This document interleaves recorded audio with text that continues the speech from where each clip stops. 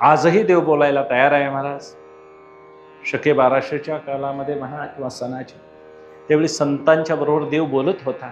मूर्ती रूपातून देव सगुण साकार होऊन त्यांच्याबरोबर गुजगोष्टी करत होता. पण ते गुजगोष्टी करण्यासाठी तेवढं अनंत जन्माचं तपही महात्म्याचं असं होतं त्यांचं.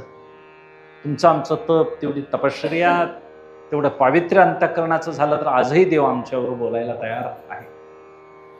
गुजैविन हित कोण सांगेल. हित सांगायचं झालं तर गुज पाहिजे, आणि गुज सांगायचं झालं तसा विश्वासातला माणूस पाहिजे. पण देवानी आपलं गुज सगळं नामदेवरायांना सांगितलं, तुकोबारायांना सांगितलं, माऊलींना सांगितलं. आणि ते जे सांगितलेलं वर्णन आहे ते सगळं संतांनी अगदी तोंड भरून पंढरीचं वर्णन केलेलं आहे.